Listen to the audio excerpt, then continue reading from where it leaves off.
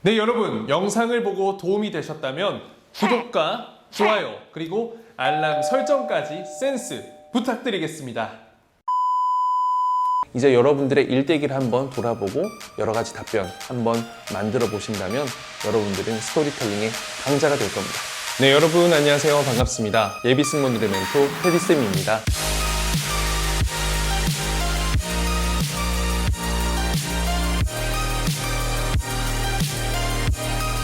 네, 여러분 오늘 테디쌤이 목이 좀 안 좋습니다.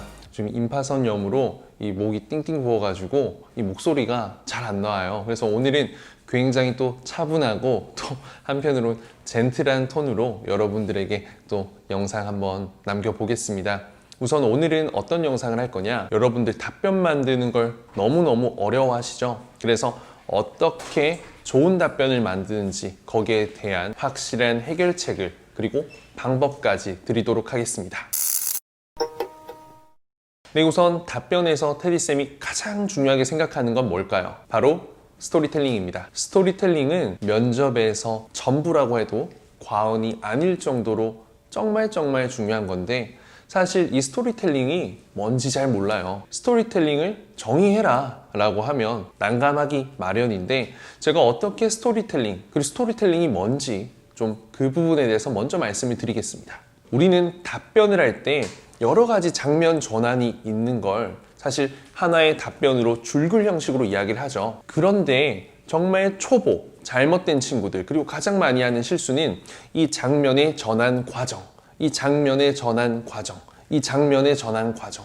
왜 갑자기 옷이 바뀌었고, 왜 이 식당에 왔고, 이 식당에서 무슨 음식을 왜 시켰고, 그래서 왜 나갔고, 어디로 갔고, 이거를 모든 과정을 정말 디테일하게 설명하는 것, 바로 그게 가장 큰 문제입니다. 스토리텔링은요, 그냥 5개의 장면이 있다 칩시다. 이거를 그냥 쭈루루루룩 이야기해요. 순서는 상관없습니다. 어떠한 방법이든 본인이 이 장면을 스토리텔링 한다라고 생각을 하고 이야기를 하고 끝났을 때 이 장면이 상상이 되고 이 순서가 떠오르는 게, 그게 바로 스토리텔링입니다. 더 중요한 게 있습니다. 좋은 스토리텔링, 덜 좋은 스토리텔링이 있겠죠. 우선 덜 좋은 스토리텔링은 들을 땐 잘 들렸는데 기억이 나지 않는 겁니다. 그리고 좋은 스토리텔링은 듣고 내가 다 기억이 나서 한번 요약해서 이야기를 해볼 수 있는, 바로 그게 좋은 스토리텔링이라는 거죠. 제가 좋은 스토리텔링의 예를 한번 들어보겠습니다. 답변은 아니고요, 여러분들께 스토리텔링식으로 한번 이야기를 해보겠습니다. 예전에 나 혼자 산다라는 프로그램이 있었습니다. 거기에서 가수 한 걸그룹이 취미가 뭐냐라고 물어봤는데 취미가 등산입니다 라고 하는 순간 제가 밥 먹다가 거짓말 하네, 무슨 걸그룹이 등산이 취미야, 이렇게 여러분들 면접관이 생각하는 바로 그 마음가짐처럼 저도 의구심을 가지고 그냥 영상을 봤습니다. 그런데 제가 이 영상의 스토리를 듣고 나니 내가 잘못됐구나, 이 사람이 진짜 취미가 등산이고 좋은 사람이구나 라는 걸 다시 한번 느낄 수 있었는데, 지금부터 한번 스토리텔링을 해보겠습니다. 이 걸그룹의 주인공은 또 가족들과 함께 어렸을 때부터 살아왔고, 부모님께서는 교사, 선생님이셨다고 합니다. 그러다 보니 아무래도 주말에만 쉬게 되잖아요. 그래서 일요일이면 아침 일찍, 새벽이죠, 6시에 보온병에 따뜻한 커피를 채우고 등산 가방을 메고 항상 집 근처 등산을 하러 올라가셨대요.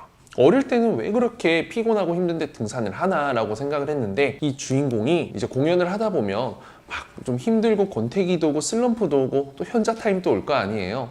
그래서 막 힘들었대. 그런데 그때 어떻게 하죠? 부모님이 가장 먼저 보고 싶잖아요.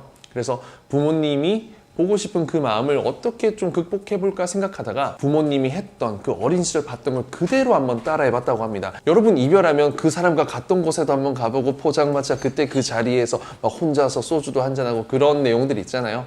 그냥 가슴 아프고 힘들면 왠지 그 추억을 따라 한번 팔로우업 해보는 거. 그래서 이 친구도 그걸 했다고 합니다. 어떤 걸 했냐, 커피는 별로 안 좋아해서 간식, 영양갱, 과자 이런 걸 막 싸들고 가서 올라갔고, 올라가는 길에는 좋아하는 음악을 들으면서 올라가고, 또 힘들면 바위에 쉬면서 간식도 먹고, 그렇게 정상에 올라가니까 정상에서 바라보는 그 신의 전경이 본인의 응어리진 이 힘든 스트레스를 다 녹여내렸대요.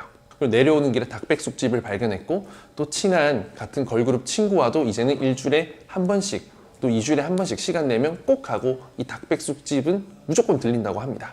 그래서 닭백숙집 가는 그 맛에 재미에 등산 더 자주 간다고 하더라고요. 이게 전체적인 그냥 스토리텔링이에요. 근데 어때요, 여러분들? 기억이 쫙 다 나지 않나요?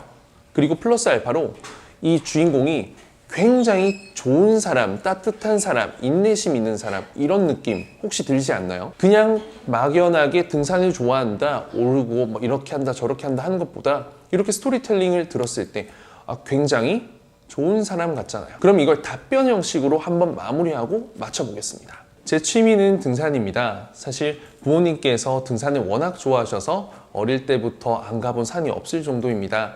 사실 대학교에 들어가고 취업 준비를 하면서 바쁘다는 핑계로 가족들과 이렇게 등산할 시간이 참 없었는데 요즘 취업 준비를 하면서 새로운 저의 활력소가 됐습니다. 집 근처에 땡땡산이 있어서 제가 좋아하는 간식을 마음껏 싸서 올라갔는데 또 힘들면 음악도 듣고 바위에 앉아 간식도 먹으면서 오르다 보니 3시간이 금방 훌쩍 지나갔습니다. 그리고 무엇보다 산 정상에서 바라보는 그 신의 전경을 보면서 이 마음에 있었던 이 힘든 응어리가 쫙 풀리고 참 행복한 이런 에너지를 받을 수 있었습니다.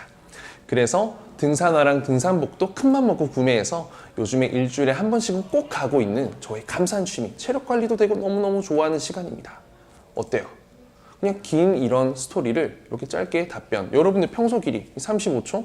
이 길이 해도 충분히 좋은 스토리텔링이 될 수 있습니다. 그래서 여러분들 항상 중요한 건 어떠한 포인트를 집어가면서 스토리로 이어갈 건지, 그리고 이 답변이 끝났을 때 정답이 아닌 얼마나 좋은 내가 남아있는지 그 이미지를 보여줄 수 있는 스토리텔링에 집중하신다면 여러분들 답변은 합격 답변이 될 거라 생각합니다. 그러면 여러분들 이제 여러분들의 일대기를 한번 돌아보고 여러 가지 답변 한번 만들어 보신다면 여러분들은 스토리텔링의 강자가 될 겁니다. 그럼 다음에 또 뵙겠습니다. 안녕. 감기 조심하세요, 여러분.